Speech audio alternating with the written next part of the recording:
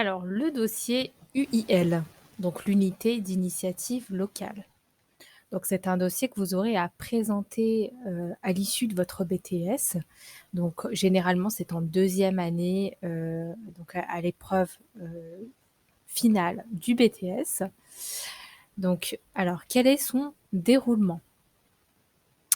Alors, vous allez devoir au préalable présenter votre thème. Donc, vous aurez un thème en début d'année de BTS, en première année. Le thème aura été d'abord validé par l'académie et ensuite il vous sera transmis pour que vous puissiez travailler là-dessus. Donc, vous rentrez, vous êtes dans la salle et vous présentez votre thème. Vous allez exprimer la problématique que vous aurez choisie et vous aurez à annoncer votre plan. Voilà, il faut que le jury puisse comprendre quelle est votre réflexion par rapport au thème que vous annoncez, quelles problématiques et quelles sont les choses que vous souhaitez démontrer. Et vous aurez bien sûr à suivre ce plan, vous aurez à le suivre vraiment à la lettre pour ne pas faire de hors-sujet et faudra garder vraiment la ligne directrice qui se réfère à votre problématique et à votre thème. Alors le temps d'examen, donc c'est 10 minutes de présentation. Donc on vous laisse parler pendant une dizaine de minutes. Vous aurez à projeter votre PowerPoint, c'est très recommandé. Le PowerPoint va être très utile. Alors non seulement pour vous, ça évite que le jury vous regarde du début à la fin. C'est une bonne stratégie pour désamorcer le stress qui peut être en vous à ce moment-là. Mais ça peut aussi être très utile pour le jury parce que le jury va pas se sentir perdu. Il va pouvoir garder un œil sur votre développement, sur vos arguments via le déroulé de votre PowerPoint. Donc les 10 minutes de présentation sont très importantes. Il faut avoir un discours très fluide, très clair. Il ne faut pas que le jury se sente perdu. Et ensuite, on a 10 minutes d'échange avec le jury. C'est-à-dire que à l'issue de votre présentation, le jury va chercher à comprendre davantage votre sujet via des questions. Des questions vraiment simples, basiques, je dirais, pas très compliquées. Il va simplement chercher à comprendre davantage certains détails de vos raisonnements. Donc il faut vraiment se mettre en tête qu'il n'y a pas de questions pièges. Le jury est là pour vous accompagner, pour comprendre votre sujet et donc il n'est pas là pour vous mettre des bâtons dans les roues. Bien au contraire. Donc pas de stress pour ça non plus. On passe à la présentation, à la méthodologie de la présentation en elle-même. Alors il faut que votre présentation soit claire, structurée. Il faut que vous ayez bien suivi votre plan avancé en introduction. Il faut que vos arguments soient cohérents et si possible illustrés d'exemples. En effet, vous êtes en train de présenter un sujet que vous avez certainement travaillé depuis des mois. Il faut que vous puissiez démontrer que vous le maîtrisez, votre sujet.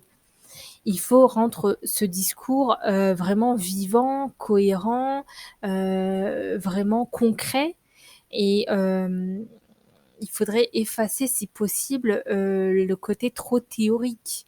Il faudrait éviter que vous soyez là en train de lire votre PowerPoint de but en blanc et que le jury ait un discours monotone dans les oreilles. C'est dommage. C'est pour cela qu'on recommande vivement de faire projeter son PowerPoint. Ça permet à l'étudiant de ne pas trop stresser, de peur d'oublier certaines choses, parce qu'évidemment, tout ce qui est très important, comme point vraiment important à soulever durant votre présentation, vous allez les remettre sur votre PowerPoint, pardon, pour garder un œil dessus. Il faudra aussi, à l'issue de votre présentation, présenter vos annexes. Les annexes doivent être lisibles, elles doivent être anonymées si jamais il y a des noms dessus ou voilà, ça appartenait à des gens, donc c'est important de les anonymer. Donc voilà, tout ça pour arriver à une présentation, encore une fois, claire, cohérente et précise. Donc tout cela, ça passe par l'entraînement. Le secret pour réussir sa présentation, sa communication orale, c'est de s'être entraîné au préalable. Vraiment, il faut que vous ayez pu corriger tout ce que vous dites de superflu, par exemple.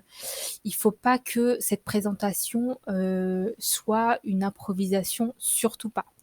Alors, l'improvisation, ça implique le stress, ça implique la confusion et c'est pas à votre avantage.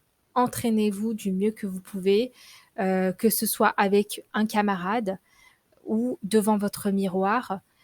Essayez de chronométrer votre temps de parole et ça sera beaucoup plus confortable pour vous ensuite devant le jury.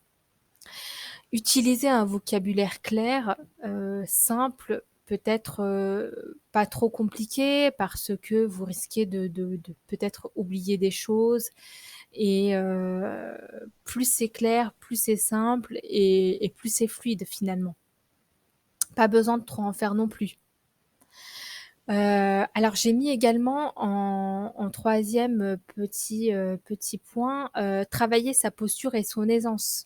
Effectivement, travailler votre communication orale, travailler votre aisance, parce que ça va se ressentir lorsque vous allez développer votre présentation.